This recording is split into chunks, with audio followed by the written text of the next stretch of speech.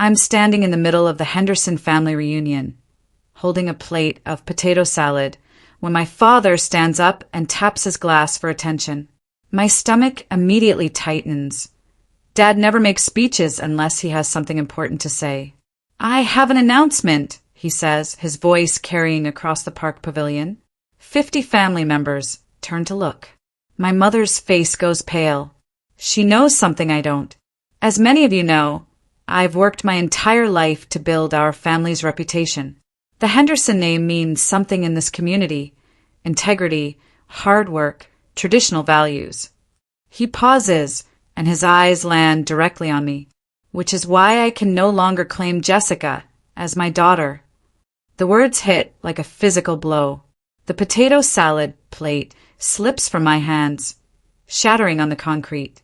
She's chosen a lifestyle that goes against everything this family stands for. Living with her boyfriend without marriage, pursuing a career instead of starting a family, openly disrespecting the values I raised her with. His voice is cold, rehearsed. Effective today, Jessica is no longer part of this family. She's not welcome at family events, and her name will be removed from all family documents. My aunt gasps. My younger sister Emma smirks. And my mother won't look at me. The pavilion is completely silent. 50 pairs of eyes bounce between Dad and me, like we're actors in a play they didn't buy tickets for. I can't breathe, can't move, can't process what just happened. My father, the man who taught me to ride a bike, who came to every school play, who cried at my college graduation, just publicly disowned me at a family picnic. Dad, my voice cracks.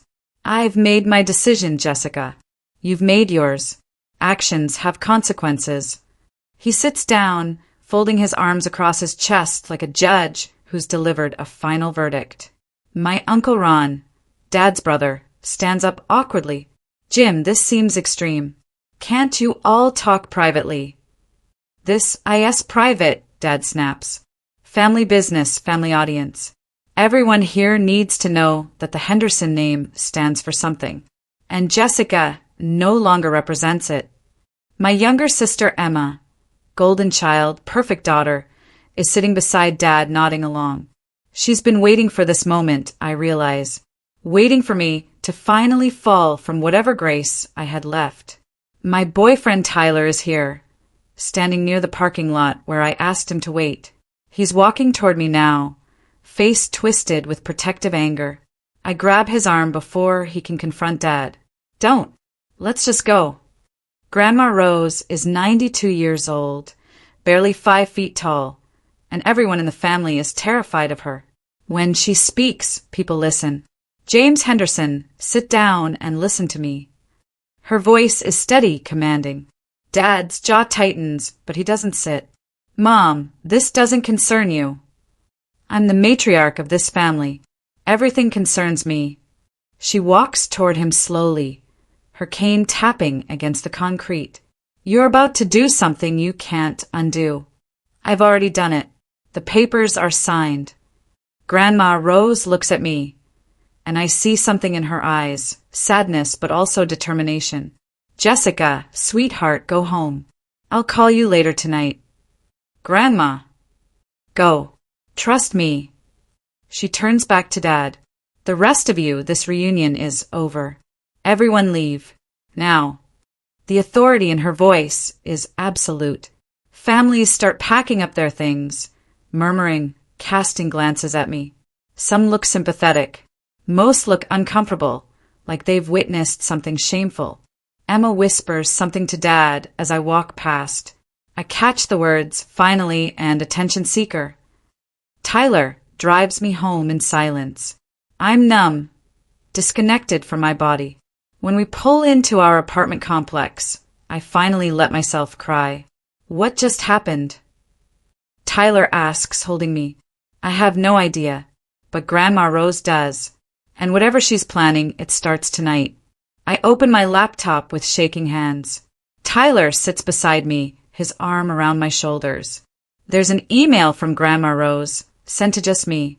The subject line, "The truth about your father." I click it open. The message is brief. "Jessica, What you're about to read will be difficult. But you need to know why your father did what he did today. And you need to know what I've been protecting you from.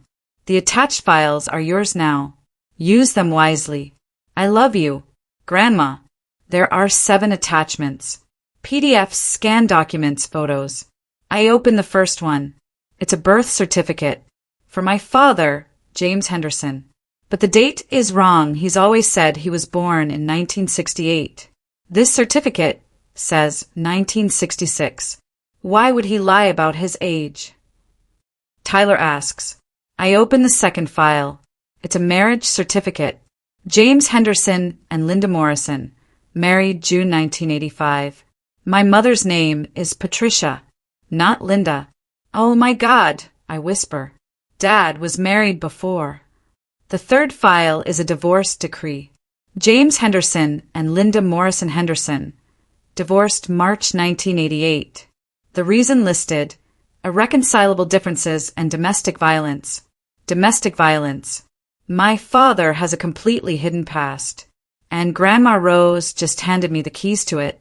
The restraining order is detailed and horrifying. Linda Morrison Henderson filed it in October 1987, claiming James Henderson had physically assaulted her on multiple occasions, resulting in injuries requiring medical treatment. There are photos attached, grainy, aged but clear enough. A woman with a black eye, bruised arms, split lip. This can't be real, I breathe. Dad would never. But even as I say it, I'm remembering things. How Dad's temper could turn on a dime. The way Mom tiptoes around him when he's angry. The hole in the garage wall from when he punched it during an argument years ago. Tyler is reading over my shoulder. Keep going. What else is there? The fifth file is a police report. Linda Morrison called the police in February 1988 after James Henderson violated the restraining order by appearing at her workplace and threatening her.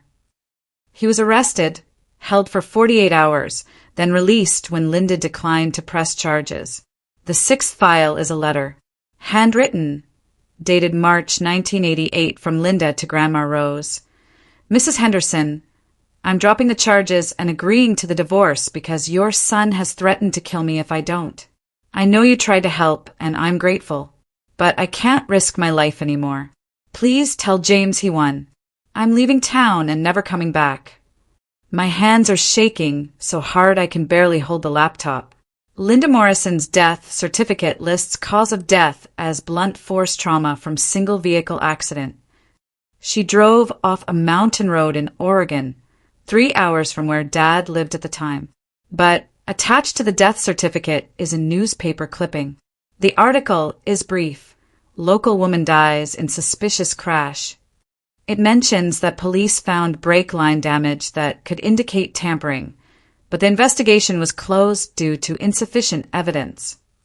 There's a handwritten note from Grandma Rose at the bottom of the scan. I've always wondered if your father had something to do with this. Linda called me 2 weeks before her death, said she'd seen James following her. She was terrified. Then she died. The police never took it seriously because they'd already decided she was just a scared ex-wife imagining things. Tyler stands up, pacing our small living room. Jessica, this is evidence of possible murder. We don't know that. But we know he was violent. We know he threatened her.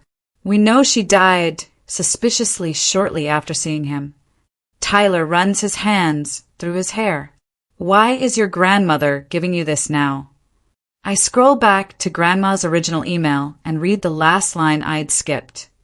Your father disowned you to control you, like he's controlled everyone in this family for decades. It's time someone stopped him.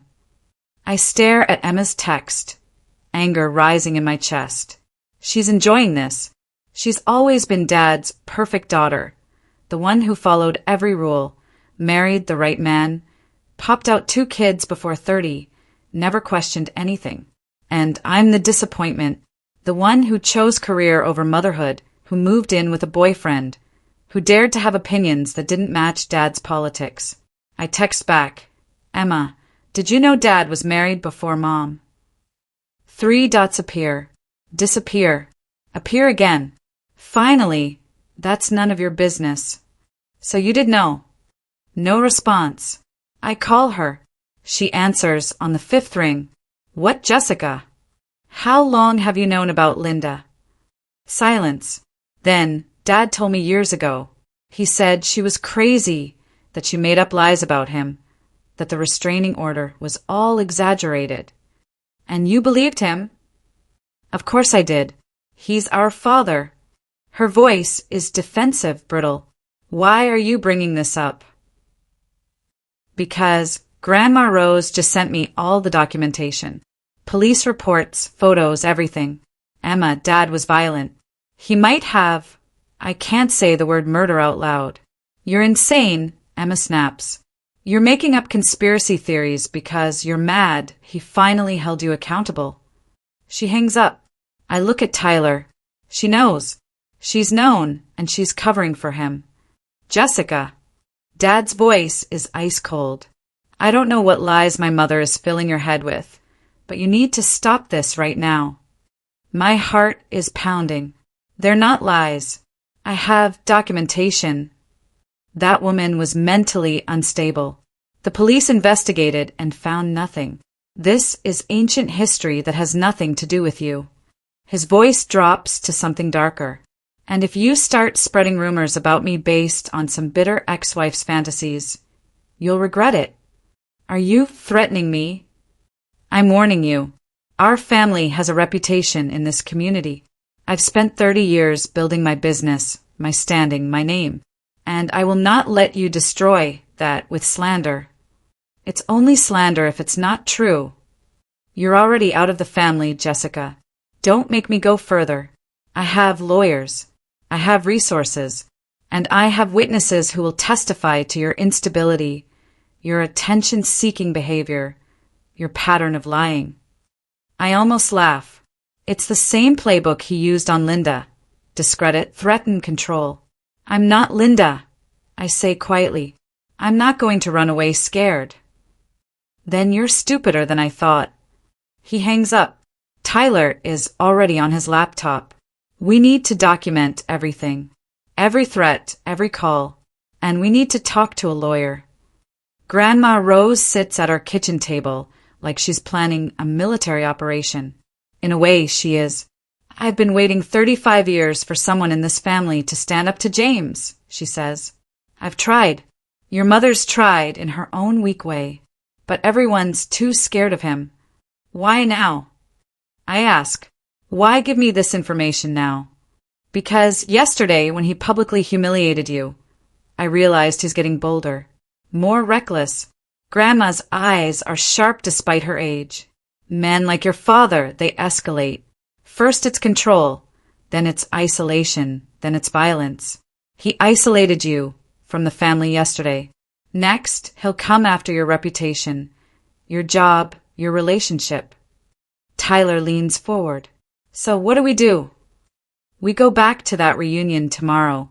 Everyone will still be talking about what happened. And Jessica will present the evidence, not emotionally, not as revenge, but as facts. Grandma pulls out a thick folder I hadn't noticed she was carrying. I have more than what I emailed you. I have letters from Linda that I have kept hidden. I have photos from medical reports. I have sworn statements from people who witnessed James's violence. You've been building a case for 35 years, I realize, waiting for the right moment, for the right person. She takes my hand. You're strong enough to do this, Jessica. Stronger than me. Stronger than your mother. You won't run. Your mother has been taking photos of bruises for 12 years, Grandma says quietly. Every time your father loses his temper, every injury, she documents it. She sends them to me and I keep them safe. I feel like the floor has dropped out from under me. Mom is being abused. Emotionally, yes. Physically, occasionally. He's careful. Only when he's sure no one will see. A grab that leaves fingerprint bruises on her arm. A shove that accidentally knocks her into a wall. Grandma's voice is steady, but her eyes are furious. Your mother is trapped in a way I wasn't able to help Linda escape, but she's been gathering evidence, hoping that someday someone would be brave enough to use it. Why doesn't she just leave? Because she's terrified. Because James controls all the money. Because after what happened to Linda, she knows what he's capable of. Grandma pulls out her phone and opens a folder of photos. Dozens of them. Mom with bruises on her upper arms. A split lip she claimed was from tripping. A black eye she covered with makeup at Emma's wedding. Oh my God! I'm crying now. Emma knows about this too? Emma chooses not to see. It's easier to be the golden child if you ignore the truth.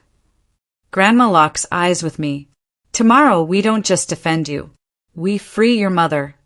The video is 43 seconds of pure horror. Mom's phone is propped somewhere in their bedroom, camera facing the door. Dad storms in, and even though there's no physical violence, his words are weapons. You're pathetic. Worthless. I should have left you years ago, like I left Linda. At least she had the dignity to disappear. His voice is venom. You think Jessica gives a damn about you? She's just like Linda. Ungrateful, disrespectful. I should have handled both of them the same way. Mom's voice is small, broken. Jim, please, I just asked if we could talk. I'm done talking to you. You exist in this house because I allow it. You have money because I provide it. And if you ever cross me the way Jessica has, I'll make sure you regret it. The video ends. I'm shaking with rage. Tyler has to steady me. He said handled them the same way, I whisper. He's basically admitting. It's not enough for police, Grandma says grimly. His lawyers would argue it's just angry rhetoric. But combined with everything else, combined with Linda's death and the suspicious circumstances, it's a pattern. We're not going to the police first, I realize. We're going to the family. Grandma nods. Make them see who he really is. Then, authorities can't sweep it under the rug because too many witnesses will know the truth. Tyler's sister Monica arrives at our apartment within an hour. She's a powerhouse, 38, senior partner at a family law firm, with a reputation for destroying abusers in court. Tyler told me bits and pieces, but I need to see everything, she says, settling onto our couch with a legal pad. We show her everything. The files from Grandma, the photos from Mom, the video, the documentation of Linda's death. Monica takes notes methodically, her expression growing darker. This is prosecutable, she finally says. The video alone shows terroristic threats. Combined with the historical pattern and Linda's suspicious death, we could push for a cold case investigation. But I can hear the but in her voice. But your father is wealthy, connected, and has no official record. He'll claim everything is taken out of context. He'll hire the best lawyers money can buy. It'll be a years-long battle, and your mother will have to testify against him. Monica looks at Grandma Rose. Are you prepared for that? Patricia isn't strong enough yet, Grandma admits. But if the family turns against him, if his reputation crumbles publicly first, she'll have the courage. Monica nods slowly. So we start with public exposure. Make him a pariah. Then Mom leaves. Then we prosecute. Strategic. Is this legal? I ask, showing factual documentation to people at a family gathering? Completely legal. Monica smiles grimly. Let's burn his kingdom down. Monica pulls up her laptop and shows us a web page. Your father's construction company has 17 Better Business Bureau complaints in the past 5 years. Listen to some of these. She reads them aloud. Owner became verbally abusive when I asked about project delays. James Henderson threatened to sue me for asking questions about billing discrepancies. Avoid this company. The owner has anger management issues. There are more. So many more. Clients, subcontractors, even employees writing anonymous reviews about Dad's volatile temper and intimidation tactics. He's been doing this to everyone, I whisper. Not just family. Abusers don't compartmentalize. Monica says. If he's violent at home, he's aggressive at work. The behaviors bleed over. She clicks to another tab. I also found 3 lawsuits settled out of court in the past decade. All sealed, but I have a colleague pulling the records. I'm betting they involve threats or assault. Grandma Rose is nodding. He settles everything quietly, throws money at problems until they disappear. So, tomorrow, Monica says, we don't just present his family abuse.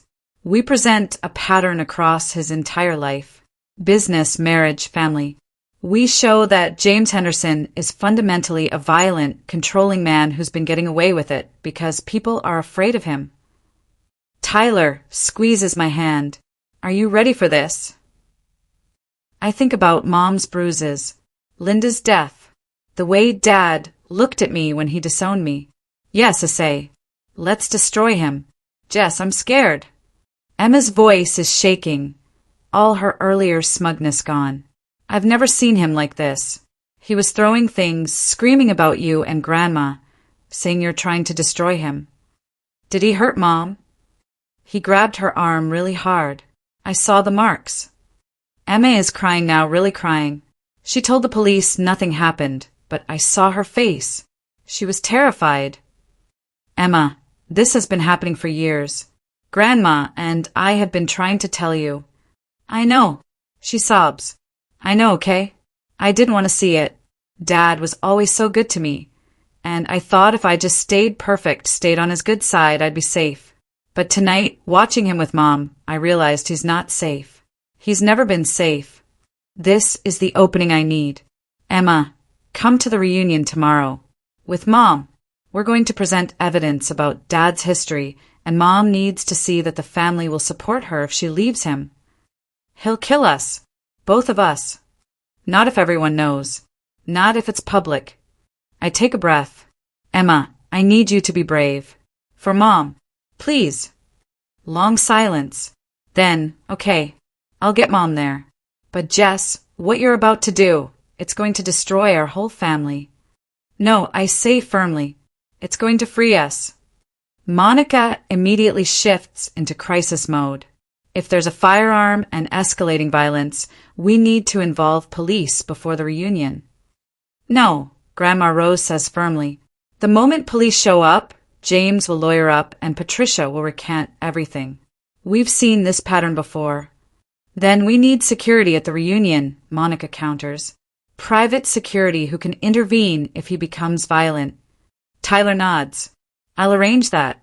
My cousin owns a security company. We spend the next 3 hours planning every detail. Emma will bring Mom to the reunion early, before Dad arrives. Tyler's cousin will have 2 security guards in plain clothes stationed nearby. Monica will be present as Tyler's sister, but ready to present the legal framework if needed. And I'll present the evidence, calmly, factually, with Grandma Rose beside me. What if he doesn't show? I ask. He'll show, Grandma says with certainty. His ego won't let him stay away. He'll want to see his victory. See you humiliated and gone. My phone buzzes. A text from a number I don't recognize. Your father is asking questions about where your grandmother is. He's getting suspicious. Be careful. Uncle Ron. So Dad knows something is coming. Good. Let him worry. Monica catches my eye. You understand this is the nuclear option, right? After tomorrow, there's no going back. Your family will never be the same. It's already broken, I say. We're just making it visible.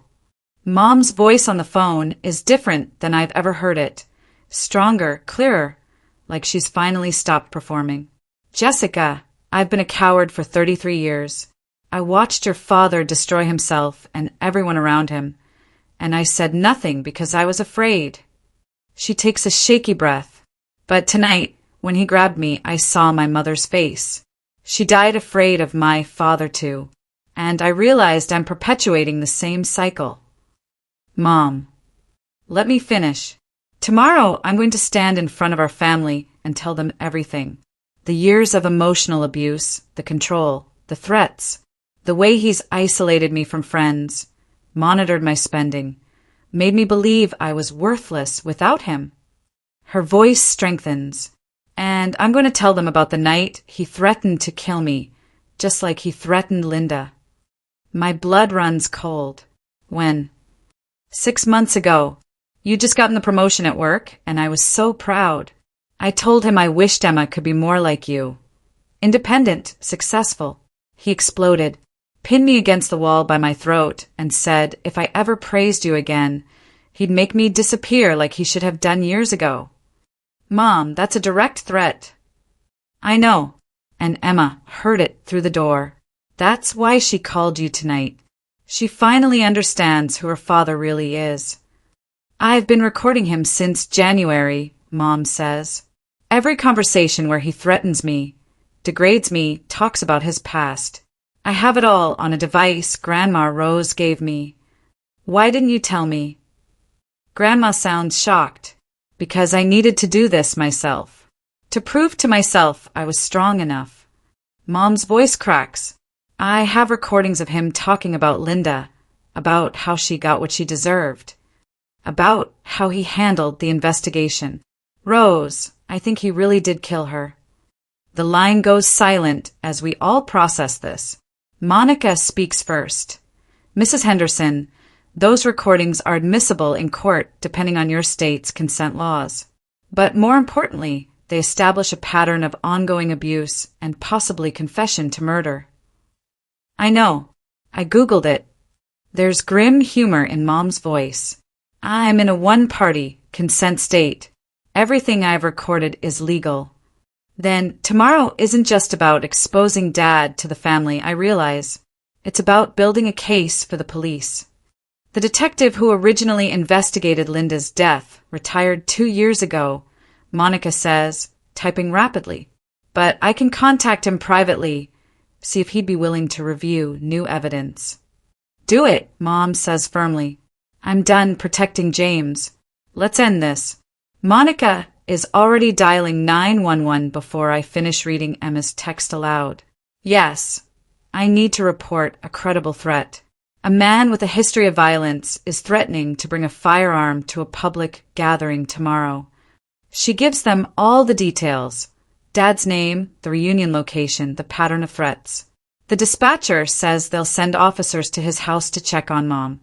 But Emma quickly texts that Mom isn't there. She's safe at Emma's. They're going to contact him tonight, Monica says after hanging up.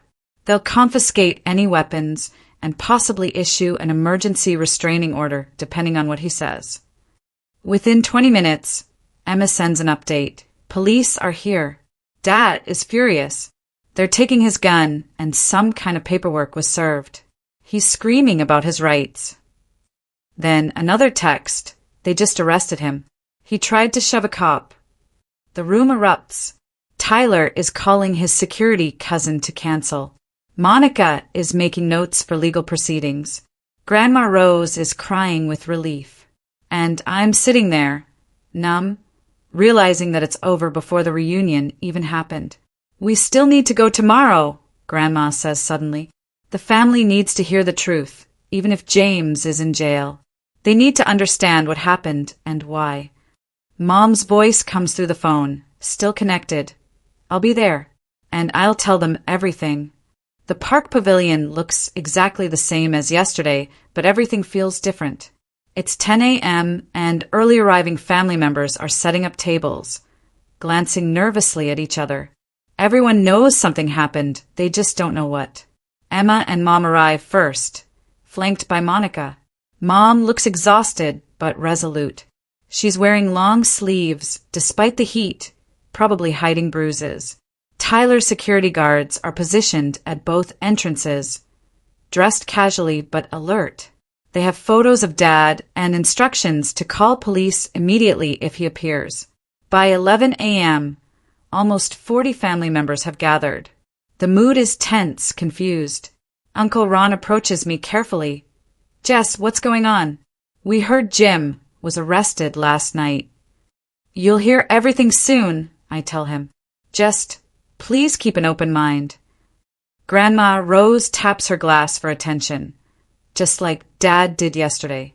The pavilion goes silent. Thank you all for coming back today. I know yesterday was shocking and confusing. Her voice is clear and strong. Today, you're going to learn the truth about my son James. It will be difficult to hear, but this family has been built on secrets and lies for too long, and it's time for honesty. She gestures to me. Jessica, come up here. My legs are shaking as I walk to the front, carrying a laptop and the folder of evidence. The security guards immediately move toward the parking lot. But Dad is faster than expected. He's out of his car and striding toward the pavilion before they can intercept him. Nobody is saying anything about me without me present, he shouts. The family scatters slightly, instinctively moving away from his anger. Mom steps behind Emma, her face white with fear. But I don't move. Neither does Grandma Rose. James, you were arrested last night, Grandma says calmly. You're violating your release conditions by being here. I have every right to defend myself against lies. He points at me. She's been conspiring with you to destroy my reputation with fabricated. Linda Morrison Henderson. I say loudly, cutting him off.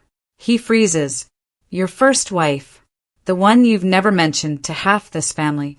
The one who obtained a restraining order against you in 1987 for domestic violence. The one who died suspiciously in 1992 after reporting that you were stalking her. The pavilion is dead silent. Dad's face goes from red to white. That's ancient history that has no.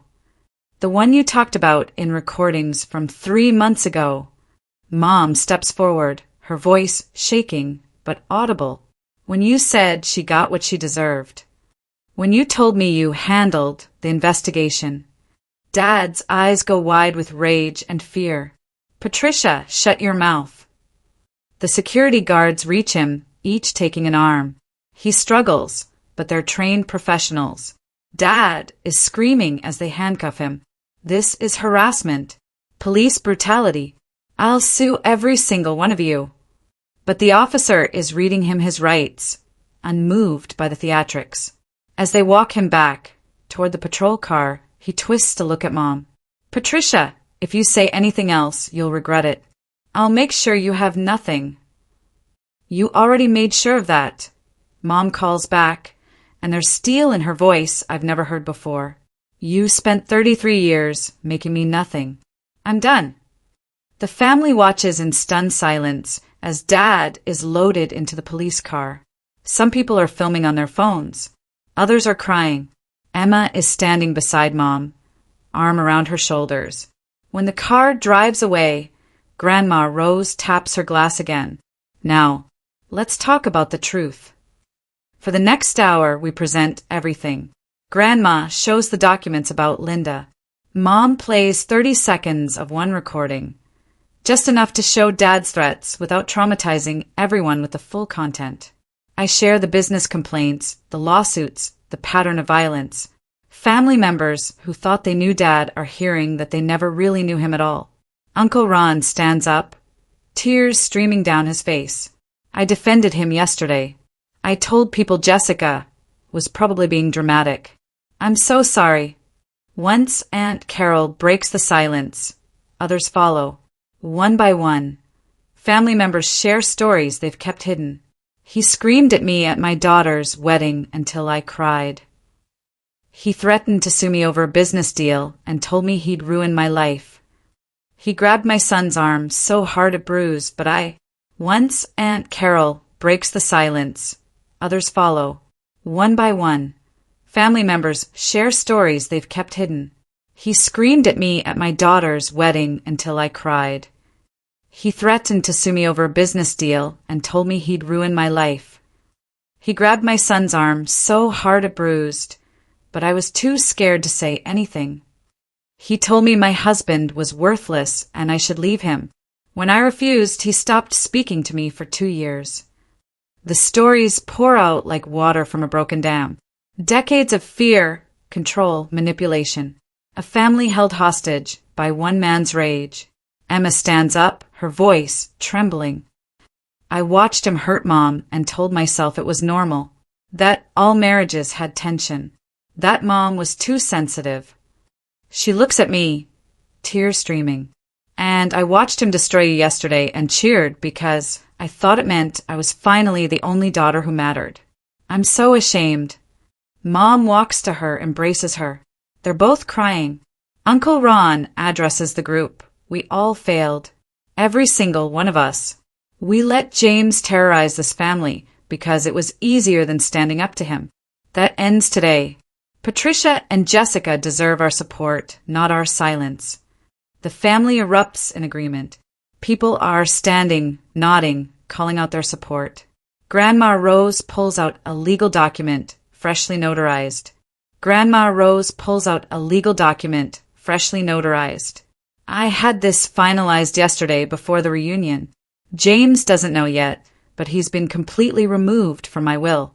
My estate, worth approximately $3.2 million, will be divided 1/3 to Jessica, 1/3 to Patricia for her new life, and 1/3 to establish the Linda Morrison Henderson Foundation for domestic violence survivors. The name hits everyone. Naming the foundation after Dad's first wife is the ultimate statement. James has spent his life believing he's entitled to control everything and everyone, Grandma continues. He assumed he'd inherit my money and property. He won't get a single dollar. That money will go toward helping women escape men exactly like him. Mom is crying again, but these are different tears. Relief. Hope. Rose, I can't accept. You can and you will. You'll need it to divorce him, to rebuild your life, to be truly free. Grandma takes Mom's hand. And Jessica, you'll use yours to live the life you've chosen without fear. No more letting him hold money over your head. I'm overwhelmed. Grandma, I don't know what to say. Say you'll keep being brave. Say you'll help your mother through this. Say you'll make sure Linda's name stands for survival, not just tragedy. I promise, I whisper. Monica stands up, phone in hand. I just got off with Detective Harold Chin, who originally investigated Linda Morrison's death in 1992. He's been haunted by that case for 30 years. Always felt something was off, but couldn't prove it. She looks around the pavilion. With the recordings Patricia made with James's own words about handling Linda with the pattern of violence we've documented, Detective Chin believes there's enough to reopen the investigation. He's already contacted the county prosecutor. The weight of this settles over everyone. We're not just talking about domestic abuse anymore. We're talking about possible murder. Uncle Ron speaks carefully. If Jim goes to trial for Linda's death, this family will be in the media. It'll be brutal. Then it's brutal, Mom says firmly. Linda Morrison deserves justice. She died alone and scared, and no one fought for her. I won't let that be her legacy. Emma nods in agreement. I'll testify about everything I've heard and seen. One by one, family members commit to providing statements, supporting the investigation, standing together. This is going to take years, Monica warns. Cold cases move slowly, and James will fight every step with expensive lawyers. Let him fight, I say. We're not backing down. Grandma Rose smiles. That's my granddaughter. I stare at the phone screen. County jail. Inmate call from James Henderson. Don't answer it, Tyler says immediately. But something in me needs to hear what he'll say now. Now that his kingdom has crumbled. Now that everyone knows the truth. I answer on speaker, so Monica can hear for legal purposes. Hello. Jessica. Dad's voice is hollow, defeated. Nothing like the commanding tone from yesterday. I need you to tell them to drop the charges. Tell them you made it all up. I can't do that, because I didn't make anything up. Silence. Then, you've destroyed me. My business, my reputation, my family. Are you happy now? You destroyed yourself, I say calmly. Every choice was yours. Hitting Linda, threatening Mom, disowning me publicly to control the narrative. I just stopped letting you get away with it. I'm your father. You're a man who terrorized his family for decades. There's a difference. My voice is steady, clear. And if you did kill Linda, you deserve whatever comes next. I can hear him breathing heavily, calculating. Then his voice drops to something desperate. What if I confess? What if I tell them everything about Linda? Would you ask them to go easy on me? The question hangs in the air. Everyone around me is frozen, listening. No, I say simply, because Linda never got mercy from you. Mom never got mercy. I'm not giving you what you never gave anyone else. You're just like me, he hisses.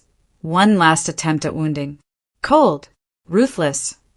No, I correct him. I'm like Grandma Rose. I protect the people I love. You only protected yourself. I hang up.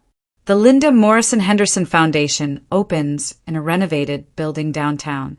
The walls are painted warm colors, sunshine yellow, soft coral, calming blue. There are private counseling rooms, legal resource centers, and emergency shelter space for 12 women and their children. Grandma Rose cuts the ribbon, beaming with pride. Mom stands beside her, glowing. She's been separated from Dad for 5 months. Divorce proceedings underway.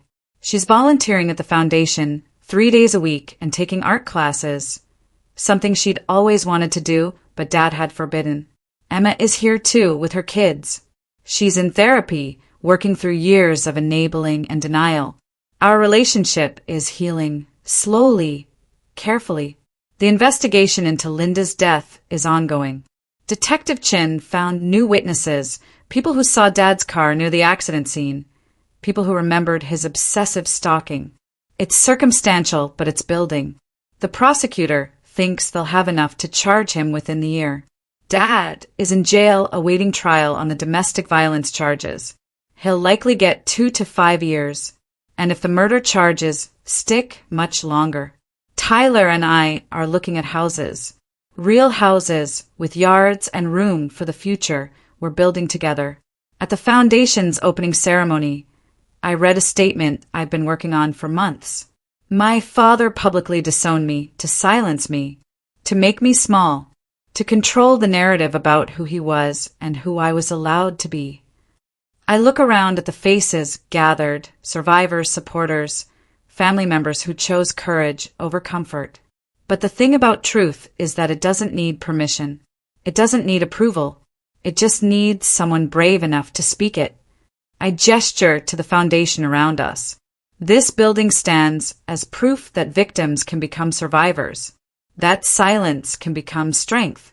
That one person standing up can change everything. Mom is crying, clutching Grandma's hand. Emma is recording on her phone, documenting this moment. My father tried to erase me from the family, I continue. Instead, he erased himself. Because when you build your life on fear and control, the truth is your greatest enemy. The applause is thunderous.